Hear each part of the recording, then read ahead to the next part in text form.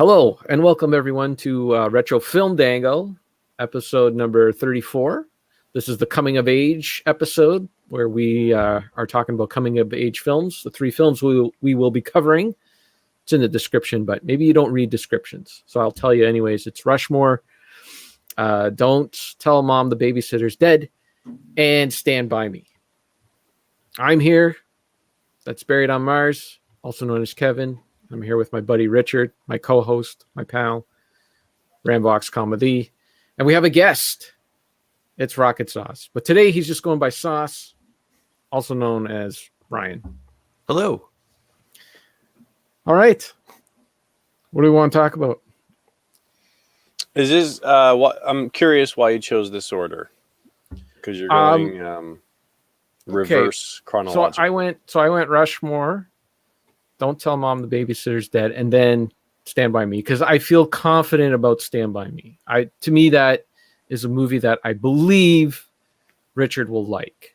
It is the closer. Rushmore, I'm not 100% sure on. Can go either way with Fox.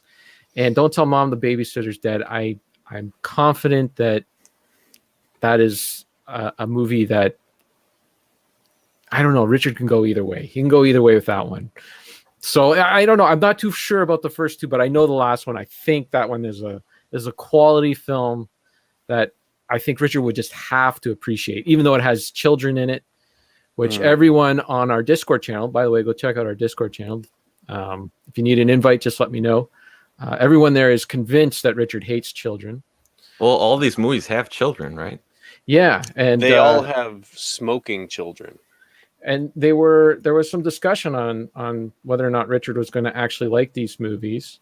And actually, Derek, our buddy Deej13, he had a good theory about Richard over there, because we know that he hates children. Mm-hmm. He loves miniature figures.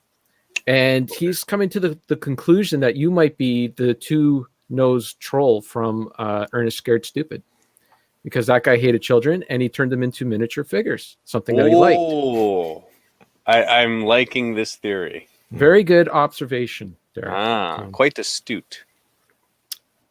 So lots of fun stuff going over there on Discord. So check it out. By the way, in a couple of months, we will be doing some Tubi trash over there in January. We have some movies picked out and all that. We'll be teasing that later. Mm-hmm. It's going to be fun. It's going to be good times. I'll make my return to Discord if I could figure out. You will need to turn that thing on. Oh no, I don't. Right, I just show up here. Oh no, right? no. You'll have to go to Discord to okay. be part of the Discord. Yeah, you'll have to go to Discord. Yeah. All right. And this was a question too that people had, and this was asked on Discord, and CatMax here, Steven brings up a point. He says, "Doesn't Richard work with children?" And I believe my answer is that Richard mostly works with adults, right? As an instructor.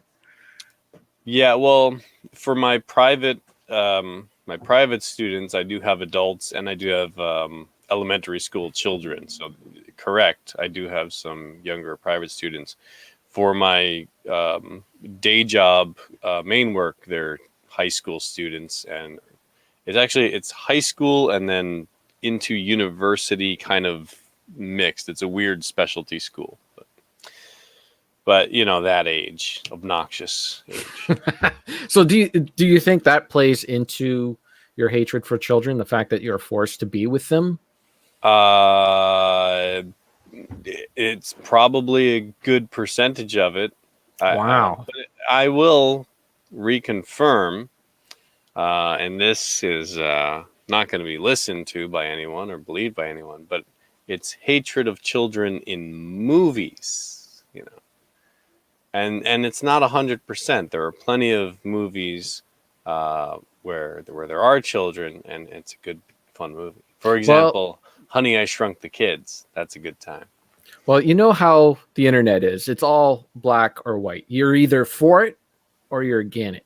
You can't. There's no in between. You can't sort of like some movies and hate other movies. You either like it or you don't.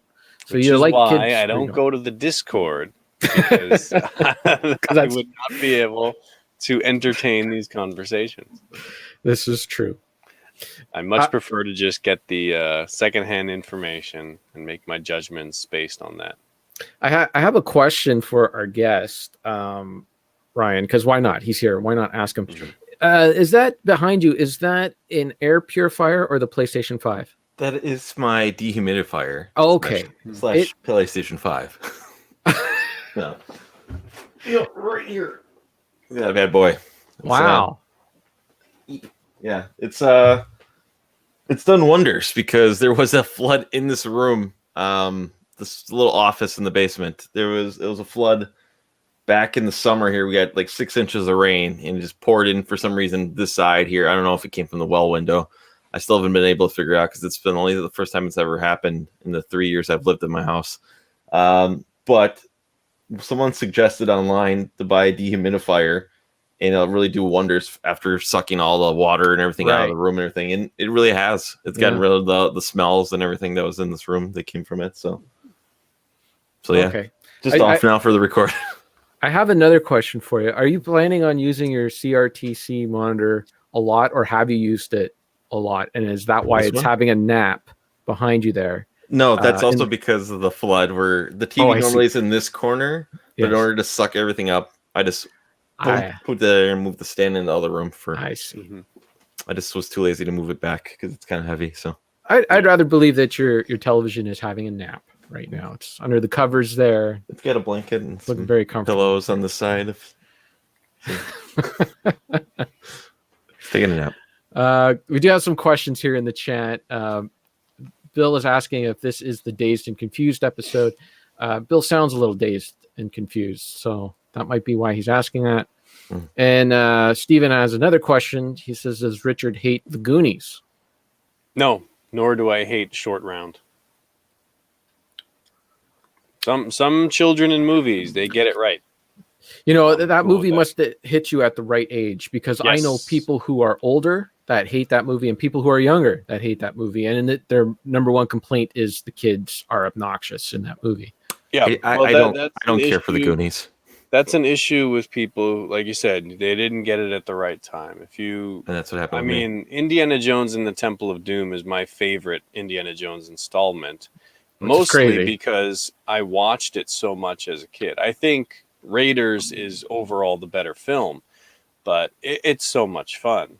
And the only reason people complain about it now is because they have grown up with the internet and no, this is why these movies stink. I don't agree with you at all. I grew up with the Temple of Doom. That was the only one I had on VHS when I was a kid, and I watched it a ton over and over again. The order I watched the movies in was Temple of Doom. Then when later The Lost Ark came out, The Last Crusade came out, I watched that. And then it wasn't until years later that I finally saw Raiders of the Lost Ark. And then just recently, like within the last 15 years or so, when I went back to watch them all again, I could not believe how obnoxious the Temple of Doom is, especially Cape Capshaw. Nothing to do with Short Round. He's fine. But Cape Capshaw just is so obnoxious in that movie. She yells way too much.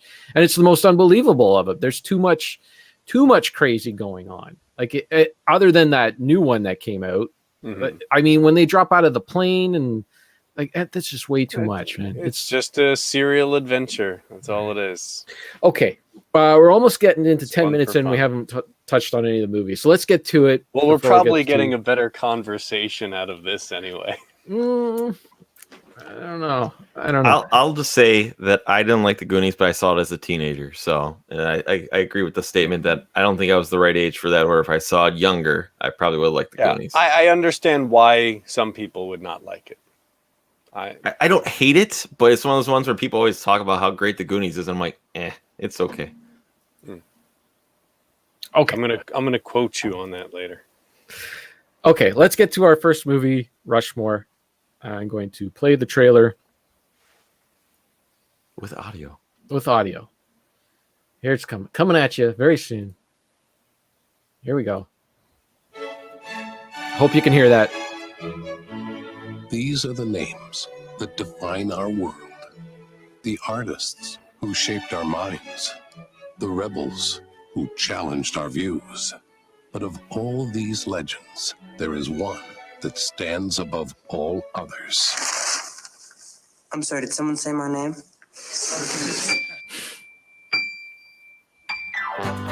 What's the secret, Max? The secret? I think you just gotta find something you love to do and then do it for the rest of your life. For me, it's going to Rushmore. Sharp little guy. He's one of the worst students we've got. We're putting you on what we call sudden death academic probation. Could I see some documentation on that, please? Did you invite that kid to your party? Max Fisher? Come on, Dad. There's gonna be girls there. I'd rather die. Pull your head out of here. Maybe I'm spending too much of my time starting up clubs and putting on plays. It's time, homie. Kiss me, little one. I should probably be trying harder to score chicks. I like your hat. You're a teacher here, aren't you? Oh, I'm so glad you could come. I want you to meet a friend of mine, Peter Flynn, Max Fisher. Hi. Who's this guy? Has it ever crossed your mind that you're far too young for me? I like your nurse's uniform, guy. These are OR scrubs. Oh, are they? I don't know what you see in her. I don't think she's right for you. What's that supposed to be? Hello, Herman. How are you, Rosemary? I know about you and the teacher. Does Max know?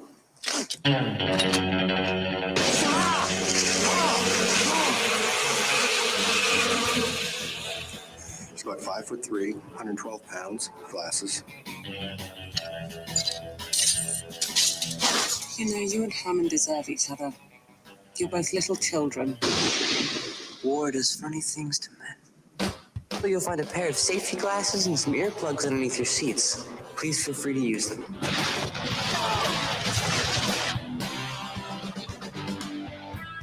What do you think of Max's latest opus? It's good, but let's hope it's got a happy ending.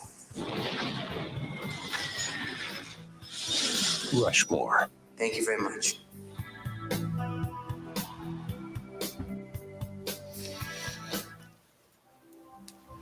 Okay. Wait. Quiet you.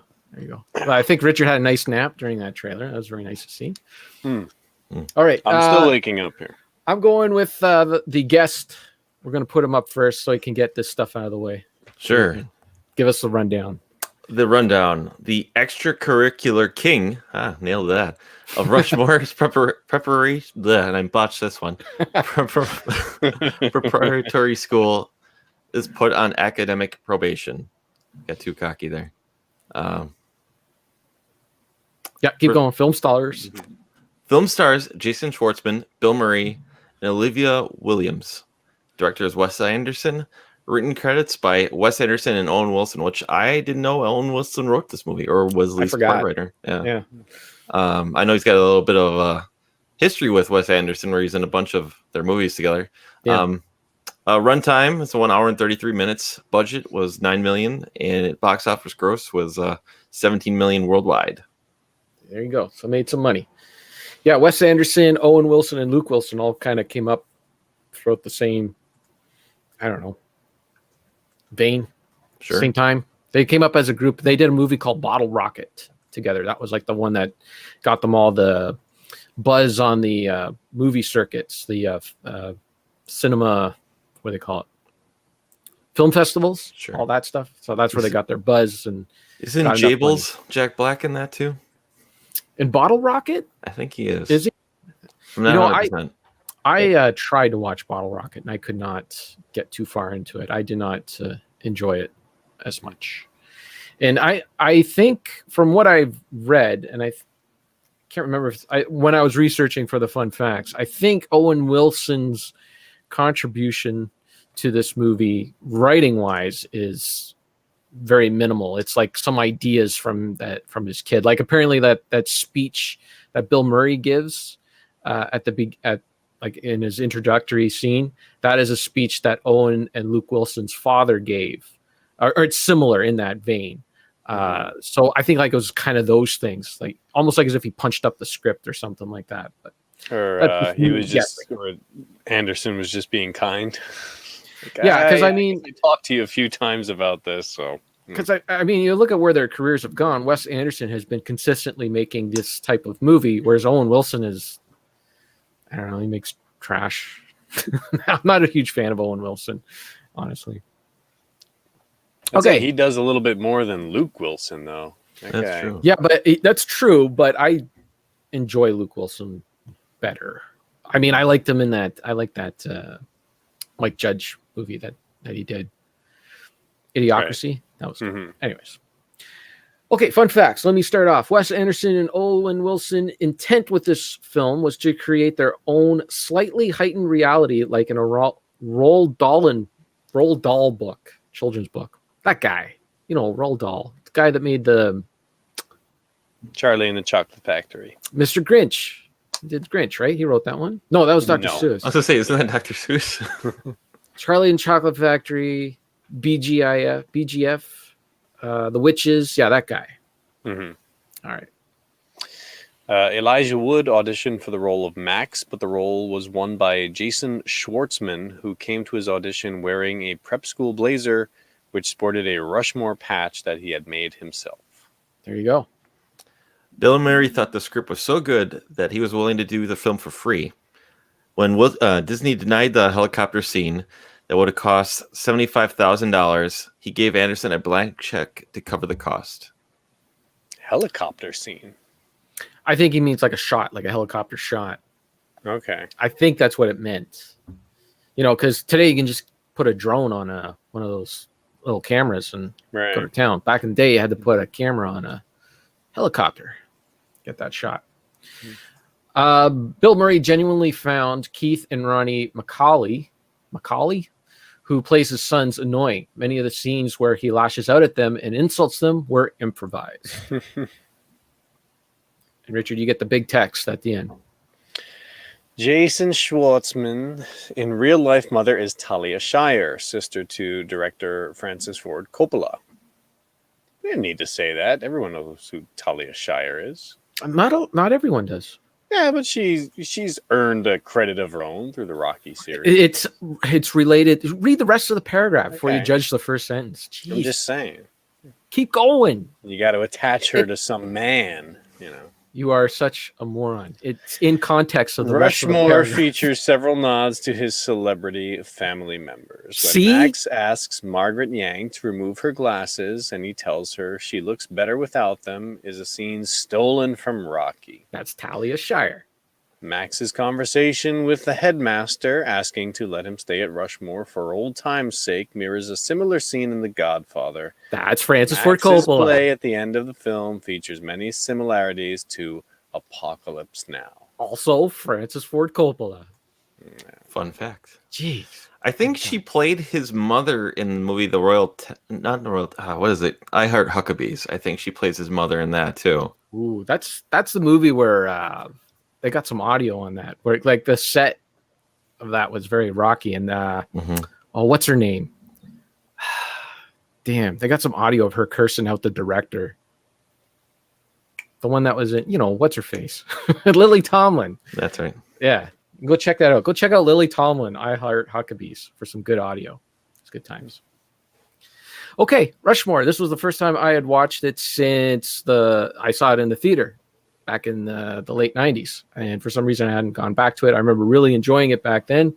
And I hoped it was good because I bought the Criterion collection. And I enjoyed it again this time. I like the whole idea of this movie. I love the idea of this kid who's like way into extracurricular activities, but he really sucks scholastically. That whole opening scene I thought was great, where he's sitting there and he's got the answer to the math problem, and the whole class is cheering him on. And it turns out that he's just daydreaming. And then the school headmaster says, like, within the next scene, that he's like one of the worst students. I just thought it was just such a cool idea for a movie. And just a kid who thinks he's better than what he is. Do you think he's dumb, like school dumb, or do you think he just doesn't care because he'd rather do all this other stuff? Yeah, I think that's what care. Yeah, his interests are in other things he doesn't really care about. He wants the fame and glory. That's why he makes up stories and lies quite a bit, because he wants people to like him and think that he's brilliant. But he's just an average Joe, just like everyone else. But he got accepted into the school at 5 because he wrote a play because he wrote a play when he was 5 years old, right? That's the reason why he got the scholarship to this school. Like, I don't know. I'm under the impression that actually he is a genius, but he doesn't care. Well, For the other stuff. I think what he did was actually fool the headmaster, tricked him into letting him into the school. Because I think what happened, this is my theory, I don't know if it actually happened, but if you look at his actual plays throughout the movie where they show things, they're all ripoffs of movies. There's Serpico, there's The Godfather, there's Apocalypse Now. And I think what happened was this kid wrote this thing, and unknowing to this headmaster, it was actually based on a movie. So he thought he was getting someone that was a genius, but really, in reality, isn't. He's a plagiarist. So that happened to me. Like that was my first speech that I wrote when I was a kid. I wrote a speech. It was my very first one, where you had to, present in front of the class and that. And I basically just wrote this thing that was based on Inspector Gadget. I just wrote like jokes from Inspector Gadget and all that. And I came up with this speech, and everyone thought it was like the greatest thing. And I'm just sitting there, I'm like, yeah, but it's just Inspector Gadget. I pretty much just wrote that thing. But it did so well that I had to present it in front. At the first stage was presenting it in front of the class. And then you had to, if you did well enough, you had to present it in front of the whole school. And the whole time I'm up there, I'm sweating. I'm like, man, there's going to be like some, this was 3rd grade. So there'll be like some 4th or 5th grader that knows this is an episode of Inspector Gadget. And I'm going to be called out. And there were classmates that I would talk to all the time that were, into Inspector Gadget. But nobody called me out on it. Nobody said anything. But it's because in school nobody cares. They just got shuffled into an auditorium, like, oh, somebody's gonna read something. Yeah, right, but when you're a kid, man, class, it's like I don't know. You weren't like Rodney Dangerfield out there going, "Whoa," tough crowd. No, it was a hit every single time, man. And people wanted, like, they were requesting for me to do the speech again and all that. And I was whatever. So do you then, still have your speech? Would no, you like to give it now? No. And then the next year, I intentionally made a boring speech because I only wanted to give it once and be done with it. So I intentionally I did a speech on lasers. Yeah, lasers. Okay. Anyway, way of the future, those lasers. Anyways, Ryan, what did you think of Rushmore? I love the movie. Jason Schwartzman is my favorite actor to this day. And this was the first thing I ever saw him in was this movie. It was his screen debut. So yep. It was just one of those things where I think I really just, as probably when I was in my early teens, probably early teens, like 12, 13 years old, we would make movies basically out of and they were basically probably rip off of other ones. We made a Halloween movie.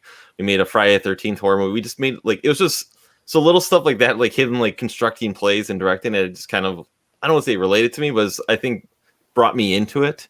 But I don't know. I really just I don't know. I like him as an actor, and I don't want to say I can relate to everything to him. And I guess I will bring it back real quick to what I was asking you if you guys thought he was dumb or not, because I know a guy who actually is probably the smartest computer guy I know by far and away. He has all the certificates, for IT.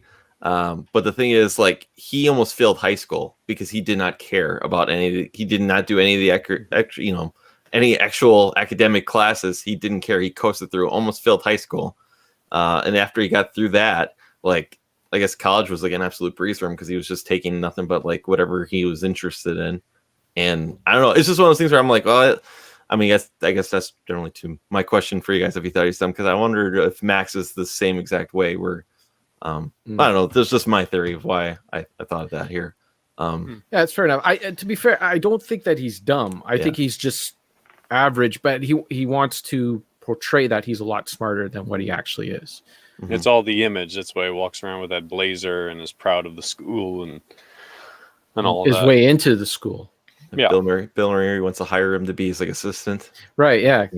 Bill Murray's impressed with him right away, but I can't remember his name, but Brian Cox, the headmaster there, he was he's already dealt with him for a few years, so he's already up on, he's already Oh. figured him out. So Oh, yeah, he can't stand him. He has a No. stroke, and the voice of Max brings him back from being Yeah. a stroke. yeah, I love Bill Murray's I guess Bill Murray's portrayal in this movie too of his character, and I think it really does mesh well with Wes Anderson. I mean, he almost kind of has the same character. I don't know if it's not essentially the same Bill Murray character that you're used to, probably, with the sarcastic quirks, like a normal Bill Murray movie. But I don't know. I guess I like Bill Murray in these kind of roles as well too. So Well, Yeah, it's absolutely. still, he keeps his dry deadpan persona.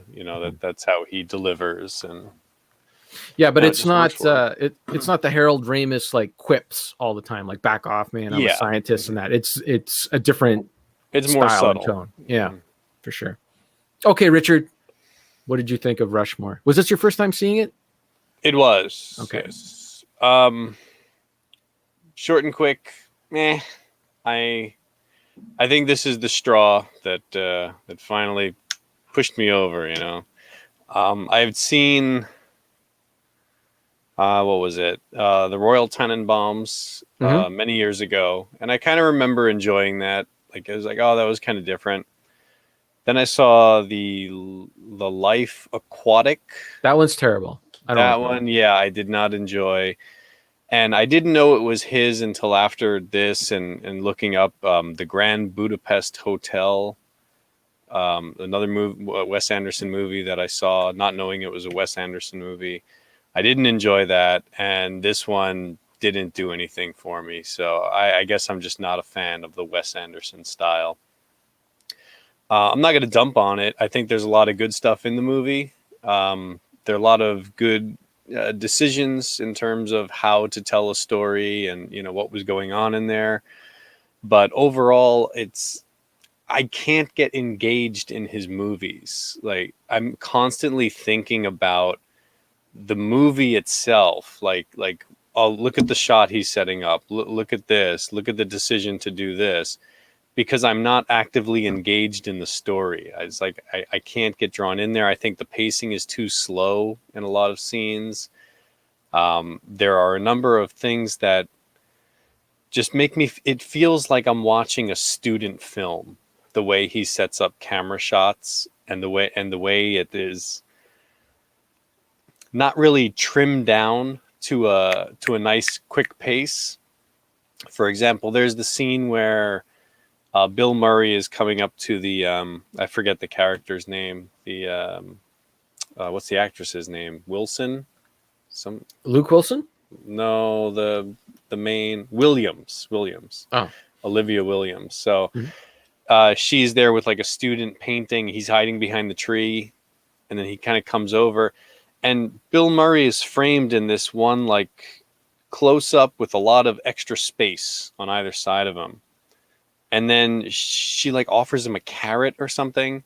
So he steps out of frame, goes in, gets the carrot, and then it cuts back and it's like still holding that frame where he was. And it's like he just goes back to his mark. It just feels very awkward. There are lots of scenes like that where it's... Well, it was okay, but they're that was- intentionally... Yeah, you can argue like, oh, they're trying to do this thing of them separate and read into it, but it just feels like that in a lot of shots where I'm very aware of the setup, and it reminds me of film school where a student learns something and then immediately does it, but they don't have the finesse to pull it off smoothly. That kind of stuff should fade a little more into the background so you can focus on the story, and I just couldn't get past a lot of that. I find a lot of his stuff can come off as pretentious because just like the Max character of you think there's more there, but there's actually not. It's kind of like that with his films. It's just like, it seems like they're trying to tell you something important, but it's really just, an average movie. So, yeah. Okay. Isn't an average movie's good though? It's not bad. An average movie's Yeah, I'm not good. saying it's bad. I'm not dumping on the movie. If you enjoy it, fine. If you like the other stuff, I have a feeling if I go back and watch the Royal Tenenbaums now, I probably wouldn't enjoy it. What are your thoughts on the kids smoking in this movie, or the kids in general, I should say? Forced. It's a lot of forced characterization of there's. I mean that again, going back to that whole Ronald Dahl, hyper sense of reality, whatever it was. It feels like there's a lot of forced, unnatural behavior. It's kind of cartoony, which again is not a bad thing, but I don't know. I just couldn't buy into this reality that they're setting up where everyone just allows this kid to do what how is he getting an aquarium built in a baseball field? How does he pull all those strings? They play him off as being very charming and well-spoken and everything, but still, He saved Latin. Yeah. He doesn't do anything, yet he has this influence over everybody. Yeah, but that's because his ambition is misguided. He doesn't use it towards something that, he doesn't go through the proper channels. That's why it didn't that's why it didn't happen, right? He didn't ask the person that needed, because he knew he was going to say no. So he went behind his back and did all this other stuff to get it done. It made sense to me. I felt, like you said, these characters are a bit cartoony, so they're not meant to be 100% realistic. And there is a lot, like in the shots and everything like that, is a lot of style there, but I don't see that as a negative. I see that as a positive. All that stuff is there as a layer. When you watch it the first time, you're in it with the characters, and I really enjoyed his characters, and I was invested in that. And then all that extra stuff there is stuff for you to look at the second time that you watch it. And I like movies that reward you with that. And that scene where Bill Murray goes in and eats the carrot, that got a chuckle out of both Sarah and I, because we knew what the movie was doing, and it was funny because it was an awkward moment between those two characters, and you got to play it awkward. They each have their own. Yeah, it was great. I thought dimension that was great. I thought that was great. So I don't know. It reminded me a lot of Napoleon Dynamite. Yeah, that's good stuff came out too. around the same time. Right, Napoleon Dynamite has the Dynamite same came out about 5 cartoony style, and kind of it sets up a lot of frames that are clearly like we are setting up a shot, and the pacing is a little bit off. But Napoleon Dynamite, I think overall is more enjoyable. It's something I can get behind. Is like I do have fun with those characters, and it does come across a little more naturally. This movie felt a little more. Everything is very kind of stop and start. Every little scene, it didn't quite flow for me. I think you're on drugs, but that's okay. We all have our different opinions. So that's all right. No, I'm just not. What about Max and I can't remember his buddy, his one friend the little shorter one with the blonde hair. What's your thoughts on that relationship? Because I think that's a great relationship too, or I guess chemistry between the characters. Basically, how I know they have their little fight because Max lies, to the one buddy because he got kicked out of Rushmore. But I don't know. I think the relationship between them as characters is pretty good. I don't know. I guess I should say I like a lot of the pairing relationships. I like Max's relationship with Bill Murray's character and the teacher. I don't know. I mean, Max is the main lead, and I think he steals, the whole movie. The whole movie is, revolves around him, and I don't know. I think it's well done, but no, I'm with him and his little buddy. That's an example of one of those bad child actors that gets on my nerves, and they just have him. Everything he says is very forced and unnatural, and it's over the top, and I think their relationship is terrible. What? If anything, everyone's that word right there. That's everything's understated in this movie. Nobody was over the top. No, the way this kid behaves, and it goes into the whole hand job area and everything. That's not really what's going on. And the fact that Max does lie to him, that he's got this. He's only friends with him by convenience because he's attracted to his mom. You never see any actual friendship going on. It's just I need you to do things for me. Right. It's the kid looks up to him, right? And so he uses that to his advantage. And also him hanging out with the mom gives him credit with these other it's all about image with him, right? So like he thinks if he's in this not Jaguar, a very likable character for me. I'm sorry. well, that's if Seinfeld proved anything, if Fawlty Towers proved anything, it was that characters do not need to be likable to be enjoyable to watch. Completely It's the different. same I'm thing. not. What do you mean No, different? it's not that an unlikable character No. cannot be likable. It's this character in this You film, the don't way like this the is character. executed. No, it's that you don't like the character. It's got nothing Right. to do. I don't like that character. He is unlikable. If the story were told better, directed better, written better, perhaps I would like it. It's all good. I disagree. I think there's a great style to this movie. Let's see. Let's get to the comments here. Bill says Vox has never had fun with characters. Shut up, Bill. No, I'm serious. I'm so sick of Bill's comments on movies. Like every time we have him on, we agree on stuff, and then I still got to deal with this garbage. I'm getting so sick of it. Well, I'll disagree with Bill right here. He says he loves the Wilson boys. So, there you go. That just shows you where he is comedy wise. Look, we all got different opinions. It's all good. It's all good. I knew I was taking a gamble with putting this one on there because I figured it was like a 50-50 that Vox would either like it or hate it. So it was a 50-50. Well, I don't hate it. I just don't like it.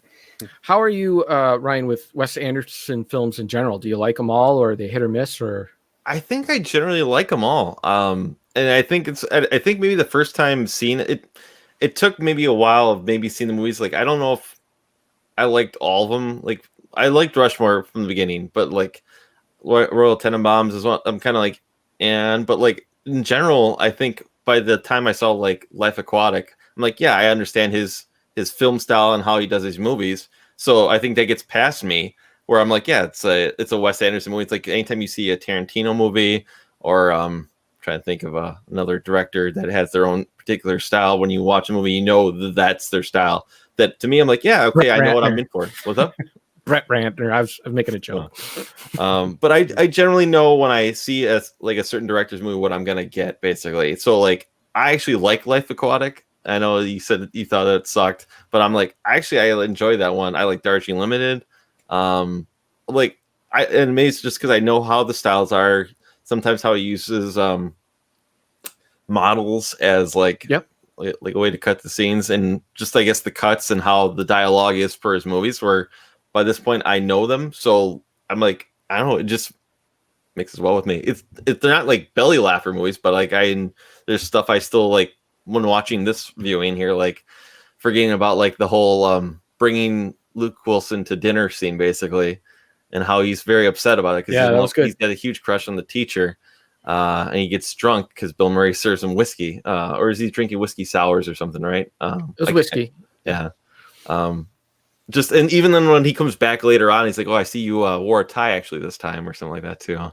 Just holding it against Luke Wilson. There's a question for Richard. What did you think of Jason Schwartzman in this movie? Because he was only 15 years old.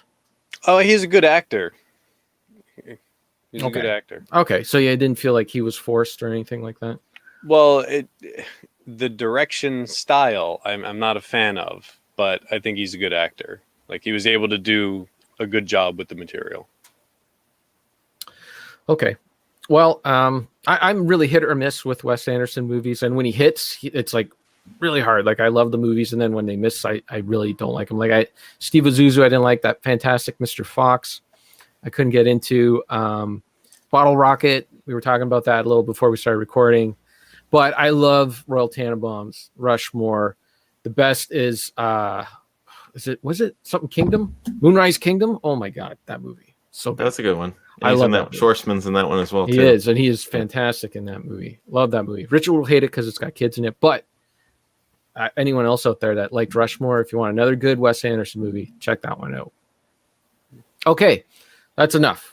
40 minutes in, we better get moving here. Let's move on to Don't Tell Mom the Babysitter is Dead. Here we go with the trailer. This will be smooth. This will be smooth. I'm getting rid of her for 2 whole months. I can go to the beach. I can stay out as late as I want. I can do anything. I'm a free woman.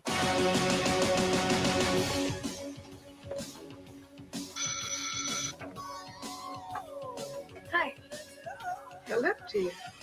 I'm Mrs. Jurak. I'm a babysitter. What? All right, got you, little Magasalana. Are you serious? I'll make your summer a living hell. Ow! Hey! TV rots your brain. It's time. They really give that away in the trailer. Yeah, we outnumber her. Oh, that makes sense. But Mrs. Sturak. Miss Sturak? It's in the title, so it's not really a spoiler. She died. Well, in her that she's sleep. nasty. He'll probably blame us. Hey, be Oh. careful. I got her. No, I mean my skateboard. Rock and roll! What? How's my baby? In your dreams, babe. This trailer feels like it's missing the announcer guy. Oh, It's not. how you doing, Mom? There's a reason why No, I Mrs. chose this Sturak's trailer, not and here. we'll She, get into it. She went to the yarn store. So, what do you guys want for breakfast? Cheese omelet. SpaghettiOs. Breakfast is served. Mow the lawn today, and don't forget to do the dishes, okay? Dishes are done, man. Oh, That's hey, it. look at us. We're up next. How do I get us back? There we go. Okay. Well, the reason why I chose that trailer, and just to give something away a little bit, is because it's not a very good trailer. No. Hint. Okay. Richard, you want to do this one? Give us a rundown for Don't Tell Mom the Babysitter's Dead. 5 siblings are left alone all summer when their mom leaves town and the evil babysitter bites the dust. Film stars Christina Applegate, Joanna Cassidy, John Getz, directed by Stephen Herrick. Never heard of him. Nope. Writing credits Neil Landau and Tara Eason. Runtime an hour and 42 minutes. It cost some money to make, but it only made $25 million worldwide. It had to have made money. $25 million. I can't imagine this movie cost $25 million to make. Well, that's what I said. 25 million made money. No, we don't know how much money it made, but you said it only made 25 million. So I think it had to make more. It certainly made its money. Christina Applegate was popular at the time, and it seems like a hokey kid fun kind of movie. Well, that's in our fun fact. So let me get to the very first fun fact. The original script was written with Winona Ryder in mind for the role of Sue Ellen. But she soon turned it down as she was working on both Edward Scissorhands and Mermaids. Justine Bateman was later cast as Sue Ellen, but left the project. Christina Applegate was cast after her Married with Children co-star, Ed O'Neill, who was friends with the producer, gave her the script. Uh-huh. Oh, okay. Just look. Oh, it was bothering me through the movie. It seemed like everyone was calling her Swell. Yeah. I was like, what is Swell? Did I miss something? Is Sue Ellen like a fake name she gave them at the company? And now that I see it written out in front of me. There you go. Okay. Swell. Sue Ellen. Swell. I got it. Sweet 90s nickname. All right, Ryan, give us the next fun fact. Keith Coogan, who played Applegate's younger 15-year-old brother, is in reality 22 months older than her. During his audition, he was too old to play Kenny, but after briefly excusing himself, he returned in a stoner apparel and in a wig and got the part. That should be during his audition. He was told he was too old to play. Derp. Yeah, it's all right. Richard, give us the last fun fact there. Oh, the scene where Sue Ellen first opens the lockbox full of petty cash contains the song "Gimme Some Money" performed by Spinal Tap, marking the only time one of their songs is used in a film other than This Is Spinal Tap. Fun fact. Mm-hmm. There you go. And just to update the chat here, Bill says he's going to pause on the ball busting, just for you. Hey, you got a story out of Bill, so that's pretty. I suppose that is good. Okay, that's big. That's peace, big. Bill. I Peace and grant love. you peace. All right. Peace, love, and Top Gun airplanes. Okay, I'm going to let Ryan off the hook right now. Okay. Because I know he recommended this movie as well, and I'm going to say to him, this movie was okay. It wasn't terrible. It wasn't bad. I thought it was a very competent movie. It it does, just like the trailer that we watched. It's a very competent trailer. It shows you everything that you need to know in the movie. but it's just missing something like an announcer or like a really funny moments or really funny jokes. Like if it just had a couple of really hilarious scenes, like just one or two that you could look forward to when watching this movie, I think it would have been so much better. But it's extremely confident. I thought the story was well done. I thought the execution's there. I love the fact that the babysitter's dead within the first 10 minutes of the movie. They didn't drag that out. Yes. Because that is the title of the movie. And there's many. They did drag out telling their mom that the babysitter was dead. They did do that. Now, I thought that was good. I thought that was good because I totally like in the movie, I totally forgot that the babysitter had died by the end of the movie, and they were like, "Oh, we should tell mom that the babysitter's dead." I'm like, "Oh yeah, I forgot that was a thing." So, yeah, I thought like the execution was there. It was a really well executed movie. It just needed some funnier moments. It needed something, you know. All the actors were good. They did their job. They did well, but they just needed a little better material. Yes. I think that is a very accurate description of Rushmore. No, that is completely Everyone did their best. There's a lot of good asinine. stuff in there. It just needed something else. And no, it was perfect. Now, I think that description just came out of nowhere, and that's a wonderful blessing. But I was going to compare this to Rushmore, saying that I really don't think there's much of a difference. Oh my goodness. In terms of, there are a lot of good elements, like you said, it's not fully there. It's not like one is a ridiculous, goofy comedy and the other one is like this hyper intelligent thing. They're both like even ground in terms of concept. It's just the execution. No. I will agree that I think this movie is nothing special, but it's not terrible. There are plenty of good moments, and you kind of hope like, oh, if it continues in this way, maybe we're going to get that big oomph, that big laugh or something. But, it's just them bouncing around on bopper things and Toys R Us. And okay, could have been something better. I do agree that I'm glad the babysitter, they didn't drag that out, because I hate when the concept is known to the audience and the movie takes forever to get there. Batman and Robin. Batman and Robin. The movie's called Batman and Robin. Everybody knows Batman and Robin. They wait till the end of the movie to get Batman and Robin together. I hate it. I hate it. I think I saw that movie once. Me too. And that's what I remembered. There was a movie, I believe it was a Robert Rodriguez movie called The Faculty, and about aliens who take over the teachers in the school, and then the kids have to try to save the town.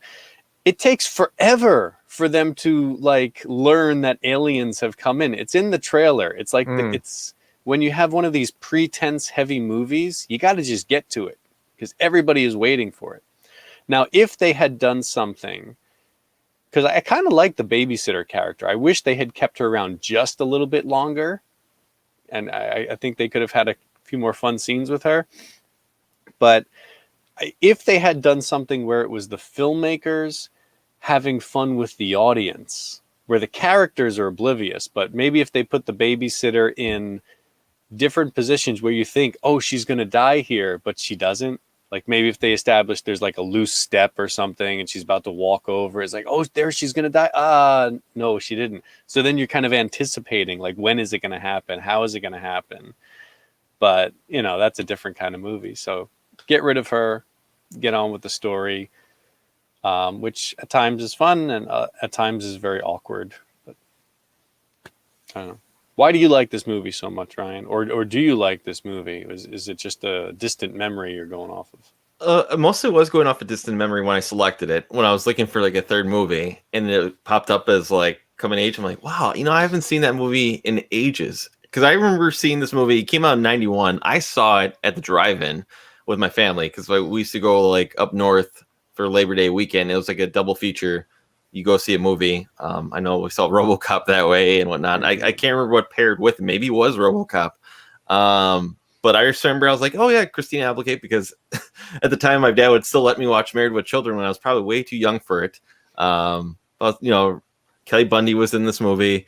And I just remember as a kid, there's a lot of things that I thought were just like really cool, like working at a fast food place and getting to take food home or something like that. I'm like, what? That is insane. It's so crazy. The plate scene, shooting out the plates, the Stoner brother, the eventual transformation of the pool in the backyard and how everything comes to be, and like the petty cash drawer. I'm like, what? Oh, like that. All that stuff to me, like as a kid, was like, I don't know, mind blowing, but it was like, what? It gave you ideas. It did. It did. You know, to think, you know, what could be much more fun getting older here to do this kind of stuff. Get a job and whatnot. But no, it was definitely, I liked it. It's, you know, it was probably better in my memory, but still, it still was fun watching it this time. And like I said, I haven't probably seen this in a couple decades, and maybe because I saw it show up on a list for coming of age movies, I was like, you know what? Let's see if it still holds up. It's kind of what I was hoping to go with this one, and I liked it. It was fine. It was for what it was. It wasn't like, you know, a movie I love, but I still had fun with it watching it this time. I was looking up who directed this movie. His name's, you know, Stephen Herrick, and I guess he directed Bill and Ted's Excellent Adventure and Critters. So wow, all right, really? Wow. He redeemed himself right there.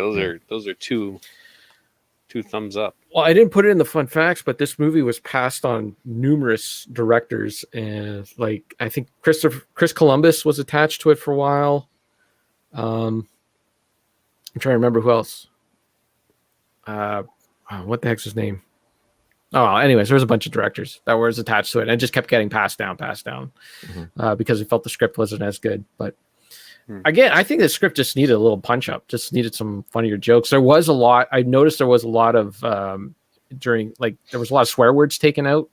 There was a lot of, like, if you read the mouths, they said something actually a lot worse than was actually said, which might have actually helped make the movie a little more funny. You know, just it could have a little more colorful language. But hey, Kyle's in our chat, so he says hello. Hey, Kyle. And Jon Stewart, or Bill says this is the Jon Stewart pen in the eye movie. So I guess Jon Stewart said he'd rather have a pen in the eye than watch the movie. I don't know. I didn't think it was that bad. It's not. It may not be something that you'd put on, like, hey, I'm going to sit down and watch this movie. But if it's on, it's fine. And one thing I did like, which I guess was a thing of the late 80s, early 90s, was the animated intro to a silly movie. They did it in Christmas Vacation, Honey, I Shrunk the Kids, City Slickers, and this has a little one too. I like those. I wish they still did them. Faculty is the pen in the eye movie. I guess Jon Stewart gets a pen in the eye in that movie. I think he is in that movie. I think. I don't know. Yeah. I wouldn't Anyways, find out. I did find the one stunt where the kid falls off of the roof. You could tell that was a dude. Like, that was a stunt guy. It was a small stunt man. No, he wasn't that small. He looked pretty full size to me.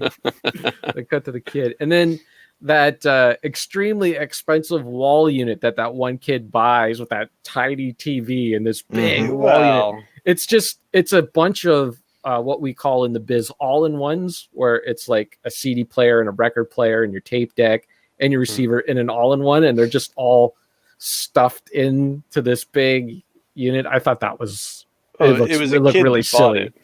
It just looked really silly, like as a prop. It just looked silly.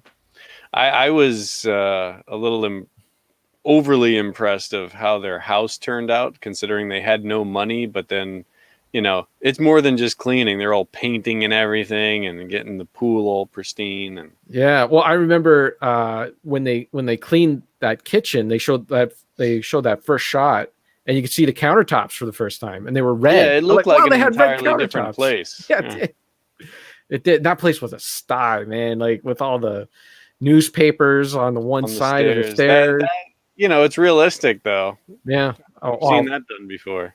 I've been in some homes that have looked like that, but not my own. I don't think I'd be able to get away with that.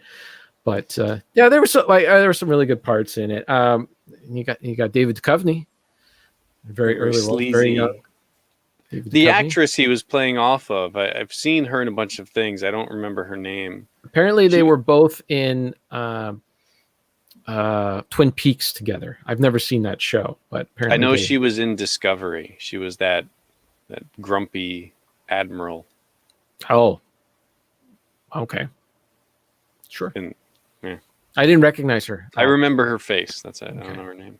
Okay, all right. Well, I don't think there's really too much more to say about that movie. I had something else I was going to say, but I can't remember what it was.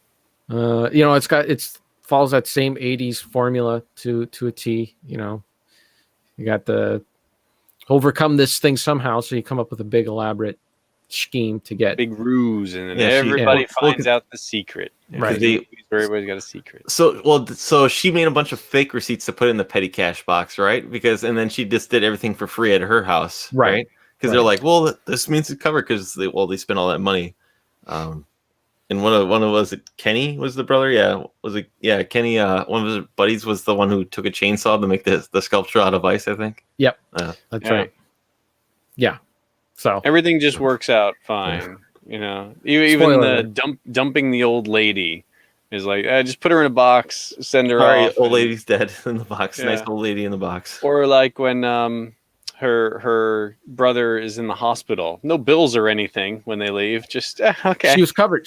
They actually did mention that she was covered. Well, they mentioned she's covered, but clearly, if she had to show any identification and fill out forms, they would have found something's not right here. Look, I'm a simple Canadian where everything's free here, so I don't understand your American laws. But they just gloss over those parts and move on. The one thing I did find that was really odd is, for her character, basically she goes from being the teenager to being the mother type for the kids. Yes. But then later on, her brother and her have a scene as if they are husband and wife. Yeah. Kind of arguing. And that, I get it. They're writing thinking, oh, this is funny if they both adopt these roles, but it makes no sense. They're implying some sort of romantic... the sense is, I think that Kenny was stopping being, stoner for once and being an adult, I don't know. It was out of place. It was meant to be funny. It was meant to be funny, and it kind of didn't land fully, but I thought it was okay. I get what they were trying to do, because she was taking over as the mother, and then at some point she had to realize that her brother can actually look after things too, because he has had a change as well.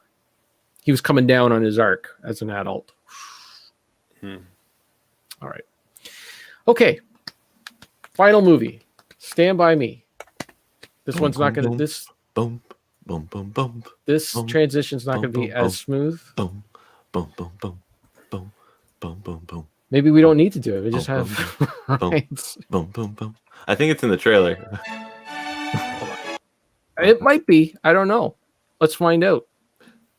As soon as I get it in gear here. Here we go. Rushmore. Oh, shoot. All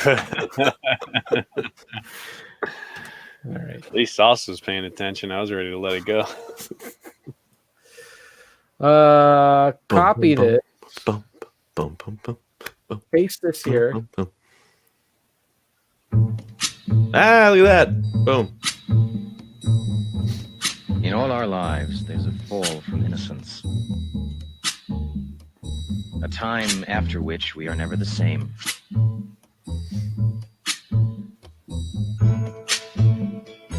That's a good song. It happened in the summer of 1959. I'm Richard Dreyfuss. A long time ago. Republican. But only if you measure it in terms of years. Dead. Career's dead. He's still around. Okay. You guys want to go see a dead body? You want to see a dead body? I bet you anything that if we find him, we'll get our pictures in the paper. Yeah, we can even be on TV. Sure, we'll be heroes. Yeah. Will Wheaton. Yep. Oh dear. Just suppose that I told the story. Do you think that anyone would believe it? Will Wheaton. Is this a modern trailer? I don't know. Because the font they're using doesn't look like something they'd use in the 80s. It's probably modern. It's the official trailer. Maybe it's like for the Blu-ray or something.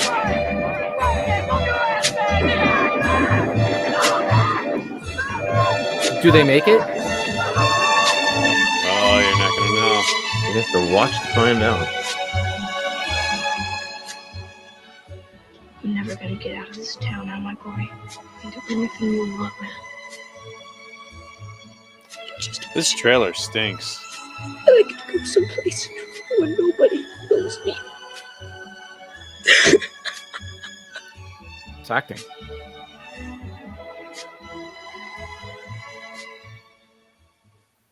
His character died at a That was early not age, an too. official trailer. That would be great if it just kept going. Stand By Me trailer. That's not an official trailer. It's done by Mr. That's official guy. Mr. Lodi P? Lodi P. You never heard of Mr. Lodi P? Yeah, Mr. top Lodi P. trailer director. Rated PG? The trailer. Released in 2000. It can't be P. Oh, you know what? I saw something about the cuss words and how they somehow like it. No, it's a rated R movie, isn't it? It's gotta be. You know, I wouldn't doubt it. No, I wouldn't doubt it because there's a lot of those like 80 movies like that are PG would definitely be either PG-13 or R today. Yeah, I guess they were a little looser on it then, but still. I'm going to IMDb. Let's see here. Stand By Me. That's got to be rated R. Just the language and everything. Well, according to Google, yeah, it is. They show a dead body. Same here on IMDb. So maybe the edited for television version is PG-13. Could be. Or PG. Maybe the trailer was just rated PG. No, it's the movie that you can buy or rent on YouTube. But YouTube's wrong. That's a simple explanation. YouTube is wrong. Mm-hmm. Okay, the rundown. After the death of one of his friends, a writer recounts a childhood journey with his friends to find the body of a missing boy. The film stars Will Wheaton, River Phoenix, and Corey Feldman. Director is Rob Reiner. Writing credits: Stephen King wrote the novel, and Reynold Gideon, and Bruce A. Evans wrote the screenplay. The runtime is 1 hour and 29 minutes. The budget was $8 million. In the box office, it made $52.3 million. It's 1986 money, so that's good. Did you intentionally leave Jerry O'Connell off the? No, IMDb did, which I copied and pasted this from. Oh. So that's what I do. I just follow IMDb blindly now. I don't try to make my own decisions. That is a tight 1 hour and 29 minutes. Don't give away. Don't give it away. Don't give it away. All right. Who wants to give us our first fun fact? Richard. Go. Okay, Ryan, go right. for it. After director Rob Reiner screened the movie for Stephen King, he noticed that King was visibly shaking and wasn't speaking. He left the room and upon his return told Rob Reiner that the movie was the best adaptation of his work he has ever seen. He's hard to please. True. The train scene took a full week to shoot. 4 small adult female stunt doubles with closely cropped hair were made up to look like the film's protagonist, and plywood planks were laid across the trestles to provide a safer surface on which they could run. Fun fact. Okay, I got a comment about this. I'll save it for later. In the shot where Gordy and Vern are running towards the camera with the train right behind them, the crew used a 600 millimeter long focus lens that, when shot at telephoto end, compressed the image so it made it look like the train was right behind them. In reality, the actors and train were on opposite sides of the bridge. Oh. Fun fact. Mm-hmm. Rob Reiner agonized over how to do the pie eating scene and if he should cut it. He decided to go over the top with it, which was a great choice, and make it rather cartoonish than the way that it appears in a young boy's mind. The way it would appear in a young boy's mind. According to Reiner, the audience went crazy for it, justifying his decision to leave it in. Coca-Cola bought Embassy Pictures, the film's original production company, and announced it was going to fund the film just 2 days before production. It wasn't going to fund the film just 2 days before production was to begin. Norman Lear, who had worked with Rob Reiner for years on All in the Family, was one of 3 owners of Embassy prior to its sale. He believed in the project enough that he agreed to personally foot the film's $8 million budget. That's a lot of episodes of Archie Bunker to sell to get $8 million. If you just got $8 million, you could just, sure. Yeah, here you go. Buddy Rob, go make that movie. Well, hey, get it back to me later. It worked out for him. I mean, I'm pretty sure he made good on the back end on that one. Mm-hmm. The leeches used for the swamp scene were molded latex stuck on with rubber cement, which the boys found irritating on their skin. The day after shooting the scene, marks left on Will Wheaton's body from the cement caused him to be denied admission to a waterslide park as it appeared he had a contagious skin disease. Fun fact. Last fun fact, body count 1. That's just right. like Rambo, the first Rambo, First Blood. Just one body. Just one body. There you go. Fun fact. Okay. I love Stand By Me. Still do. Love the book. It's a great adaptation of the book.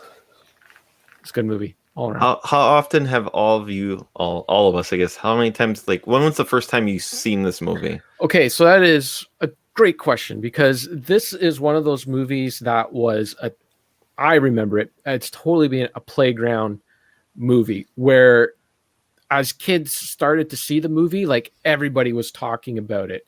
Like before I saw the movie, I knew almost every scene in this movie because all the kids, like, you know, they were saying Boom Baba and, you know, the fat kid scene, all that stuff, the leeches, the train scene. I knew absolutely everything about this movie before I saw it myself because I was a poor kid that didn't get to go to the theater, and it would take a year before it'd get out on VHS. And we only had the one store in my little town that carried movies, and it wasn't Blockbuster. They only got one copy. So then it would probably take another 6 months before the copy would be available where you can actually get it from the rental store. So it was probably like a year and a half later or whatever that it was out. But yeah, it was one of those movies that just all the kids talked about. So I watched it once then, and then we got it. Sarah and I got it on DVD and watched it a few times. Now it's been on TV so many times. It's one of those ones that every time it comes on, you end up watching like a half an hour of it or whatever.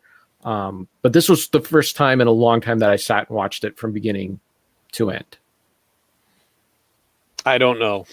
I have no idea when I first saw this. Did you see it as a kid though, or did you see it as a teen? I must have, because the scene that stuck out to me most was the leeches scene. Mm-hmm. I have a memory of seeing that when I was a kid and being freaked out of having leeches all over my body, and just knowing that Will Wheaton had a leech inside his tighty whities. You know, that's a disturbing thing to know when you're a kid.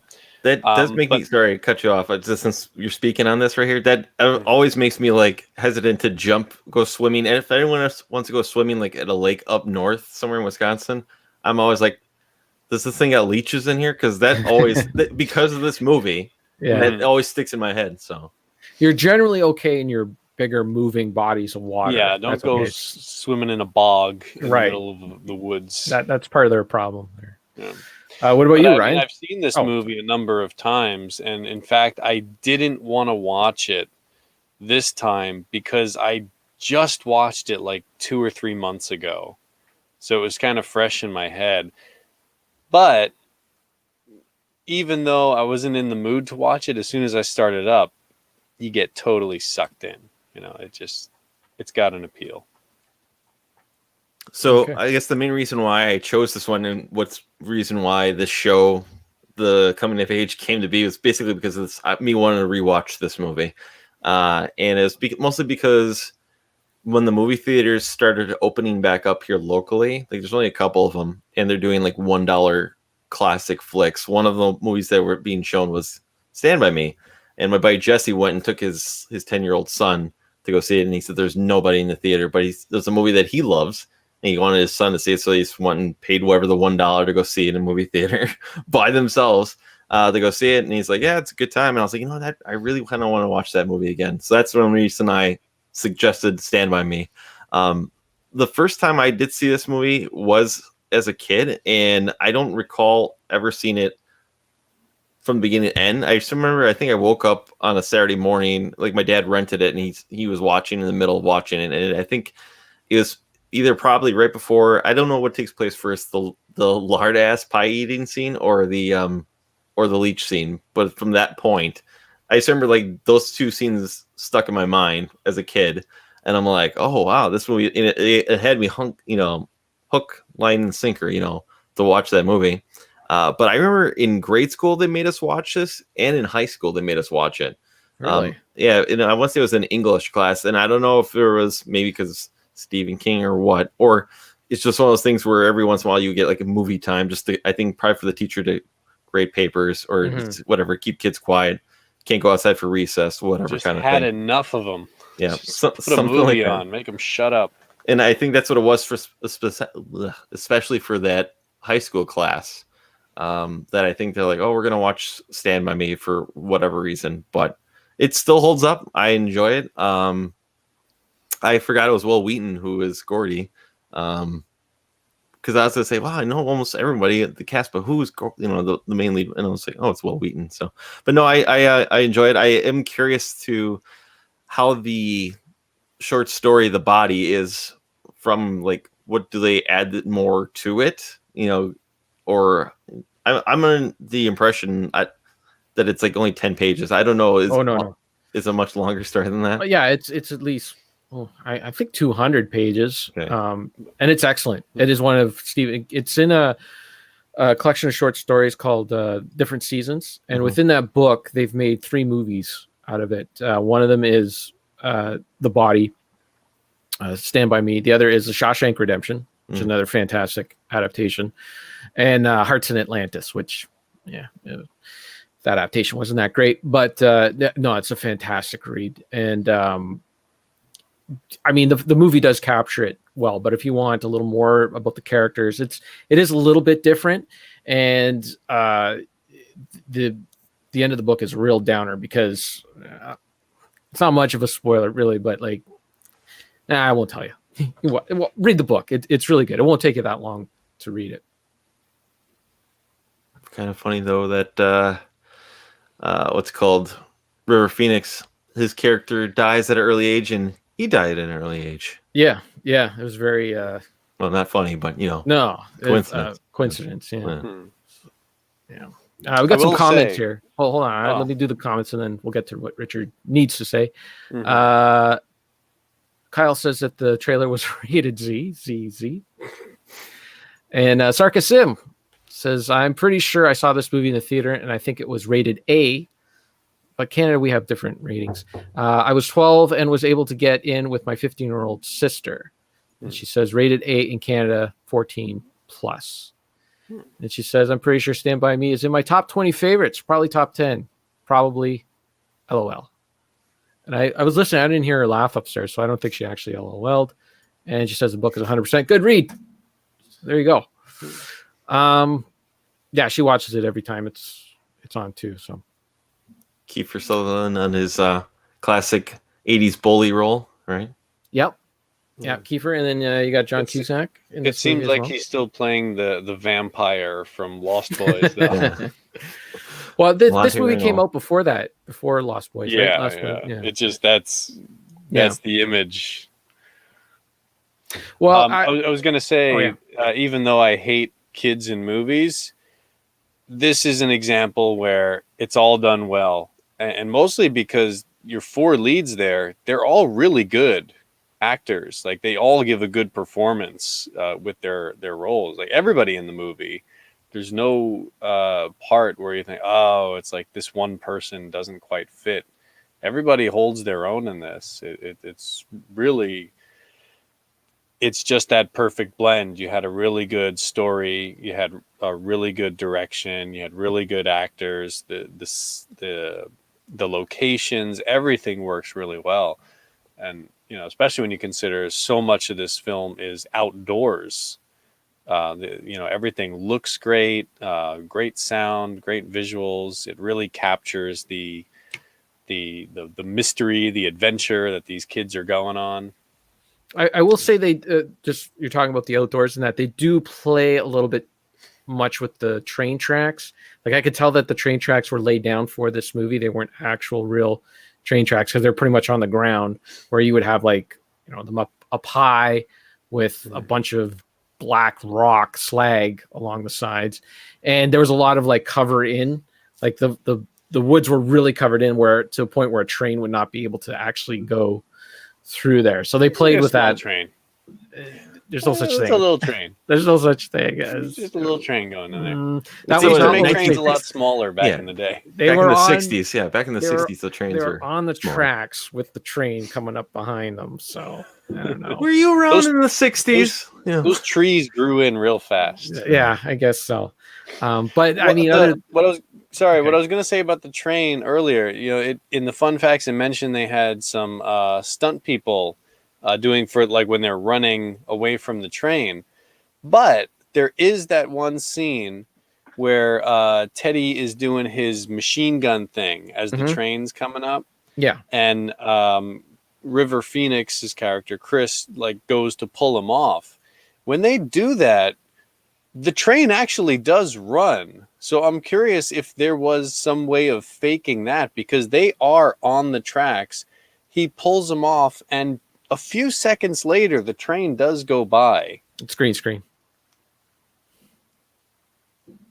Is that true? Yeah, well, I'm really curious because I watched it. I watched it on my 4K monitor, my 4K TV, and I got the 4K edition, and it looked pretty fake. It is okay, because I was really curious about that, because it looks good. It looks like a really legitimate effect, and I could tell it was like it was green. It was superimposed, that part where he pulls them off the train, off the tracks before the train comes. Yeah, by. I was wondering, because back in the 80s, you could still do a little bit. You can still. There was no kids. Actually, that was in the fun facts as well, but I didn't put it in because it wasn't really a fun fact. But this movie was under a lot of scrutiny, like it was being watched extra carefully, because there was a tragedy that had just happened the year earlier with the Twilight Zone movie, where a couple of kids were killed in a helicopter scene or something. Yeah, and when they heard that for this movie that they were going to have kids and a train in that, apparently like they were watched, like the inspectors came by a few more times than usual, and the union was like keeping a close eye on what they were doing. So sad facts, not happy. That was a sad fact. So I didn't. It wasn't really fun, no. So I didn't put it in there. Well, there's the train and they were in water. I think those are the only real dangerous scenes. Everything else is just them walking around talking. Well, and a gun. Well, yeah. No, it wasn't a real. Well, that's before Crow. So, well, a funny thing about the water is that entire swamp was fake. It was man-made because they didn't want the kids actually jumping in real swampy water, because the leech thing could actually become a reality, right? Mm-hmm. So they made this thing. But it took them so long to do the train sequence that by the time that they got to the bog, which they prepared like way ahead of time, that Corey Feldman says that it was all nasty anyways. So it was kind of a moot point to do it. Anyways, so you guys were talking about the acting in that, and I think a lot of that credit, it goes to the actors as well. They got to do the performance, but Rob Reiner is known as an actor's director, because he acted himself for a long time and was fairly young when he got into the acting scene, and kind of knew how to, knew how to get performances out of the kids. Like he would actually, like apparently, like when they were on the train tracks and they were running away from the train, they weren't scared enough. So he would actually do things to really scare the kids. And then that scene where River Phoenix is crying, he actually would talk to River Phoenix for like a long time and find something about him that would actually make him cry, like something personal, like when as an adult let you down kind of thing. And when it came time to shoot that scene, he brought it up before he shot the scene so he could use it for that. So he would do little tricks like that. But also, like, a lot of things were really well thought out. Like for instance, so Gordy, the main character, he loses his older brother, who dies, and it was someone that he looked up to. And the last thing his brother gave him before he died was this New York Yankees hat that he's wearing at the beginning of the film. And Kiefer Sutherland comes up, who's the bully of the movie, and he comes up to Gordy, and he steals his hat. And Kiefer Sutherland's first instinct, I'll steal a hat and I'll wear it. And Rob Reiner stopped him and said, I don't want you to wear that hat. I want you to give it away. And the thinking behind that is that Kiefer Sutherland wasn't stealing the hat because I wanted the hat. He was stealing the hat to be cruel. He wanted it established that this was a cruel guy. He didn't do things he's just nasty to be nasty. Nasty to be nasty. So it's just nice little subtle touches like that. And to not show him getting the hat back later on. Gordy never gets that hat back. Spoiler alert. You imagine he can get it from Chris, though, eventually down the road, because that's his brother who takes the hat. Well, apparently there's a lot of discussion going on of what happened to the hat. And according to Stephen King, and both Stephen King and Rob Reiner, they just threw the hat away. Like they threw it in the garbage when they were done with him. So it's gone. It's gone. I think they just said that, though, because they're tired of talking about the hat. Sure. People seem to be a lot more attached to the hat than any of the characters in the movie. But well, in films, like you go to the "Don't Tell Mom the Babysitter's Dead," traditional cheap filmmaking is you have everything connect. Everything connects. Like you have to have a happy resolution to everything. Whereas this is more just that's life. You know, there's a dead kid there. You know. Yeah, and that's really the heart of the movie right there. Is like, see that body, and that's where they all grew up right there. That's where they came of age, where it was like they went on this adventure to see this body because they thought it'd be a cool thing to do as a kid. And then it hit them that that's an actual person there that's no longer there. And then they do the mature thing, the adult thing. But this movie does a really good job of keeping them on that verge, where they're still kids and they have the kid adventure, and they talk about Goofy and Mickey Mouse and the pie eating story and all these things that kids do. But at the same time, they're always teetering on doing adult things. But all the adult things that they do are very brash, like what a kid imagines adult. Like they smoke cigarettes, or they're talking about who is the Mouseketeer, the famous Mouseketeer.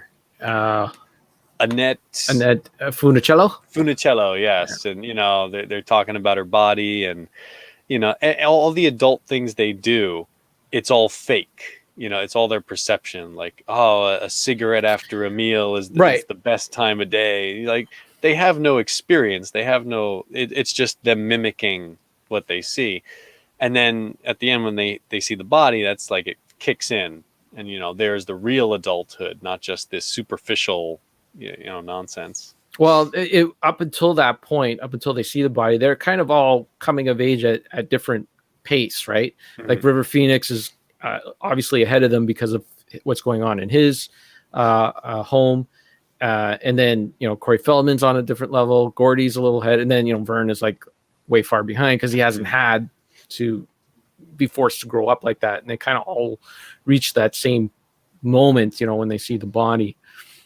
They're complex characters. They're all different, and that's what good writing is, Did you guys ever go on adventures with your friends like that? Not to look for a dead body, but like walking train tracks and doing stuff like that? I can speak from experience that I have. Yeah. Just because that's what we do as a kids. We had a little area off woodland area that was a little, they kind of made a fort kind of thing. I don't know, but basically it's we've tried even doing the coins on the train tracks, but that doesn't work because unless you have to put something like glue or something on. Yeah, because they'll fall right off. Oh, I got some. But like I know I can speak from the scene when they're walking across the bridge, the train tracks where it's the boards apart. I've walked across those. That's not easy to run across at all. That you really have to take your time because your foot can easily slip in those tracks. And I don't recall the one that I walked across had barriers either on the side. Where it wasn't a bridge like that at all. It wasn't by far that length or that long. It was probably, I don't know, like a 20-foot, maybe 30, 40 foot. It was basically over a car pass bridge. But walking over that, we were like, whoa, you almost kind of feel like Vernon crawl on your feet across your hands to get across the bridge, because like one slip and you're falling. But no, like we used to always just do stuff like that to kill summertime when you weren't at school and had have fun basically. There's one bridge right very close to my house, and I've been tempted to do the same thing because it's one of those over one overpass over one lane. But then I think, no, I got a family, so I'm not gonna do anything stupid like that. But you know, I think of that movie when I do that. But as far as when you're a kid, I think every kid does those things to some level of you want to step outside of your boundaries. You want to do the thing because you're not supposed to, or somebody told you not to, or just because it's something new. And I think that's the only time that it really feels special like that, because once you become an adult, you realize I don't have that many boundaries. You know, I can just go do whatever I want to do within, you know, legal limits or whatever. So the movie makes a really good point of that is that time of your life when you're able to have that really strong connection, those strong memories, because you are limited, you are kind of bound in. I mean, even for kids in, what was this, the 50s, the 60s? When you were late 50s. When you were much freer back then, you could do a whole lot more than kids can now, but you still felt trapped in your own little childhood world. So that is that magic time. Is 59 Castle Rock, which there you go. I was just because all of a sudden I heard that, and I still have yet to watch Castle Rock for the show, but I know that's that TV series that all takes place in that town that all incorporates all Stephen King characters and whatnot. So, but no, I want to say there's one of those movies that, like, as a kid watching it, the coming of age part probably doesn't really sit onto you, and then as an adult rewatching it, like it is like preparing, because you don't think as a kid basically like, no, my friends, I'm gonna be friends with these people forever basically, and no, like probably after high school you start to see all that the trends basically where like, yeah, you know, they eventually were friends, then they became people that you occasionally say hi to in the hallway, and then you just don't see them anymore in your life. It happens, you know. It's one of those things where as a kid or even in high school, like it probably doesn't like hit on you yet, but as an adult you see that, I'm like, oh yeah, like you losing a friend or someone you knew died down the, you know, the road. That's happened to me, you know. So like it's I mean, I don't know, it's very I wouldn't say it's very relatable, but there's definitely moments I can take from this movie and say like I've experienced something to this extent, and something from this little extent, and something from this. I don't know. It's a good movie though. It's probably well, I'd say, yeah, in my opinion, it's probably the best coming of age movie that I know of, that I've seen. And it feels more appropriate for it to be that younger time when it happens, where most coming of age movies tend to be more like teenagers becoming traditionally adult, like that legal age kind of transition. But it seems more like there's a lot of complexities that are going on in their heads that take place around that time. Not everybody gets to go discover a dead body when they're a kid, but you probably have similar thoughts about, you know, from childhood to I'm not a kid anymore, and you want to be treated like an adult, because all teenagers want to be treated like adults, even though they still act like stupid kids a lot of the time. But the transition is probably a lot earlier than most movies make it seem like. Well, for me, I didn't have any friends when I was a kid, so I can't. That's sad fact. Yeah. Let's get to the comments here. Sarah says Stand By Me is far better than Lost Boys in IMO. I 100% agree. Bill says Lost Boys, yuck. Yeah, I can't stand that movie either. Doesn't age well. I cherish these moments. Well? Is that what it says? Bill does. That's what it says. So I agree. Bill doesn't age well. Yes. You don't look at the punctuation at all. I agree. Bill doesn't age well. You went by so fast. That's right. Okay. I cherish these moments from the movie. Laughed my ass off. And yeah, the movie takes place in 1959. And the only reason why it takes place in that time is because that's when Stephen King was a kid. So that's like, you know, I was only saying like maybe the 60s because the one scene where they'd go gather, where Gordy gathers all their money, goes to that shop. The one guy said he lost a brother in the Korean War, so they started going in my head. I'm like, okay, when was the Korean War? So it was in the 50s. So MASH. You ever watched MASH? That took place during the Korean War. No, it was a lot of background noise for me. For my mom loved MASH, and MASH is great. Yeah, MASH is good times. Okay, have we said it all? Are we good? Good to move on. Richard. Yeah, I'm good. Okay, are you sure? I'm gonna start wrapping up, and this is when usually. Oh, I got one more thing. I got so much to say. What? Say it. What do you got? No, I mean just sometimes something else will come out. Okay, so what did we learn? We learned that Richard doesn't hate all kids, just some kids, most kids. I What like would you my say? kids and some kids in movies. I would say 90% kids you don't like. 10%. There's good. I don't like bad child actors. They ruin movies. I don't think, for me, I can't point to a single bad child actress in any three of these movies. I think they. Oh, were all good. the Babysitter. They were like the movie completely forgot about the younger siblings for large chunks of that movie. Yeah, but they It weren't was bad actors. unnecessary to have that daughter, all those. or the youngest one, is in like the Halloween movies, so she had a career. They for a only minute needed there. one other kid. They needed the older sister to get the job, the stoner brother to have his moment and to help out and to realize he was slacking, and then one kid to look after and to get injured and stuff. That's all they needed. No, she needed a family to look after, like a lot of family. No, she didn't. And then they she needed didn't need to be. She didn't need to become a mother character. She just doesn't- needed because she wasn't even that bad of a teenager at the beginning. So let's take your interpretation of this movie and say that you're right. That doesn't make that mean that the kids were bad actors. No, some of them were bad actors. Okay. Coming up next month, we're going to be doing all Poorly Tom directed. Hanks for movies. those kids. We're going to be doing classic Hanky Panky. We're looking at Splash, Big, and The Burbs. It's the month of Christmas. Who cares? We're not going to do Christmas movies.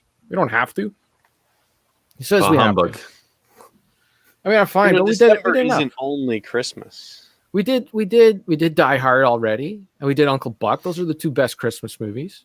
Uncle Buck's a Christmas movie? It is in my heart because it's a movie with a lot of heart, and Christmas is about having heart. So it's a Christmas movie to me. I don't care. Haven't you done like Home Alone 2 already? I think we did. We did. We talk enough about Home Alone. That's a great movie, though, too. Home Alone's a good movie. Christmas Vacation is a great movie. That's fantastic We as haven't well. done that. We haven't? Oh, well. No, Maybe but we next mention year. it often. Yeah, I'm maybe. excited because it's almost December, and then I'm free and clear to watch that movie. You can watch it anytime. I know I could have, but I try to reserve it for Christmas time. In January, the wheels are in motion for some Tubi trash. You're going to want to join us on our Discord because we're going to be watching it live there. I already got a foosball movie lined up. It looks incredible. That's called. I might want to be on that show again just because of that trailer. That movie looks amazing. It is something else. I did watch it a long time ago, and it is something else. And yeah, it's a good time. And then Richard, you said you had a movie. Or are you ready? I picked one out. Yeah. Do you want to hold off on announcing that, or? I just don't remember the name of it. Okay, fair enough. But I can We're in no find hurry. it. We got lots of time before we get to that. And then the following month, there's been a lot of discussion on Discord, and I think Kyle had a really good idea for February. What if we were? Trek. He did suggest Star Trek. He suggested the Next Generation movies, and I told him it would just be us bitching about those movies. And then he said, "Oh, come on, First Contact's the best Star Trek movie." And I was like, "No, it's not." I have a copy of it. I've got the special collector's edition. I do as well. I have it on DVD because there's no point in me getting rid of it. Might as well just hold on to it. The money's You watch already some spent. of those behind the scenes things. Mm. You know, get some. It did have some nice menus. There were some nice menus on DVD. I haven't But no, put it in yet. his other suggestion was to do Al Pacino movies. Oh, there's some good ones there. And he was thinking Scarface. I said, okay, Scarface is one. Another one is Dog Day Afternoon. We should Fantastic do that one. movie. We Love should do that movie. one. Mhm. And I'm not sure about the third. We could go. That's the name of that movie. Carlito's Way. No, Carlito's Way is good. That's better than Scarface. That movie's so overrated. What's the Curtis mentioned one when I said I hated Al Pacino? Early one. It might have been Dog Day Afternoon. There's also Serpico, and then there's Is he in Deer Hunter? No, there's the one that about jail. Oh geez, can't remember it. I don't know. Another good one. I haven't seen any of them, so Glengarry Glen Ross. That was the other one I was thinking of, but that's not really like Al Pacino's just in that movie, but he plays a bit of a different character for him. But that movie is really a Jack Lemmon movie. That movie's 100% Jack Lemmon to me, with a little bit of Alec Baldwin just for a second. But it's an interesting one. Do you ever see De Niro and Pacino get ice cream? The Mad TV skit. Oh, I think I remember that. That's pretty good. All the SNL skits are finally open to us here in Canada, like all the old ones. Like you guys have been able to watch them in the States, but they've been blocked to us in Canada for the longest time on YouTube. So now every time I go to YouTube, I got like 3 or 4 SNL videos I have to sit through and watch because it's like, oh yeah, I remember that one. End up watching that again. But anyway. I was just watching Phil Hartman, the anal retentive chef. Never cooks anything because he's too. I was watching one with Phil Hartman. It was the one with Sally Field, and she's the Christian who prays too much. Like she's making a sandwich. She's like, "Please, baby Jesus, please make this sandwich like the best sandwich ever." And then Phil Hartman shows up as Jesus, and like, I'm a busy guy. I got a lot to do. I appreciate the praying. I like it, but a sandwich is going to be a sandwich at the end of the day. It's really great. Such a good skit. Okay. That's it. I think we said it all. I think we can wrap it up here. What do you say? All right. The guy came in here, Balin the Hobbit. That must be Musty Hobbit's cousin. Probably. Said great topic, guys. There you go. Thanks for Balin. stopping by. All right. And thanks for Bill, who says hoo-ah. Came in. And we had Sarkis Sim, and we had Kyle for a bit, and we had Steven, who likes to appear early, likes to be here early, and then as soon as the show starts, he's gone. Yep. He likes the build-up. He doesn't actually like the show. He just likes the build-up to the show. Well, that really is the most exciting part. I must concur. Mm-hmm. Okay, that's it. Thank you, Ryan. You got anything you want to plug? Cartridge Club this month. We're playing Banjo-Kazooie. I'm hosting it, so tune in that episode when it's up. What's next month's game? Life is Strange. Oh, that one. Strange. Episodic, 5-part story game. Good times. All right. And nice, easy game. I suppose we better mention the Cartridge Club's Extra Life stream happening starting December 4th. Musty Hobbit's launching that off on Friday evening. And then I will be on Saturday morning playing something. I think I'm playing. And I end the show again. And you wrap it up. Always. In the pink bathroom? 10 to 64. If we come up with an incentive to go back to the pink bathroom. The pink bathroom. Yeah. Is it still pink? It's still pink. My goodness. I had a guy come give me a quote this year, but then things happen like furnace needing getting replaced and whatnot. So sorry, pink bathroom's still in effect with the foil wallpaper. So, oh man. All right. Well, tune into that on Twitch. That's the Cartridge Club's Twitch thing. It's a charity stream for charity. It's a stream for charity. Makes money for the kids in the hospitals. It's all good. So go check that out. All right. Goodbye, everybody. Bye. Bye.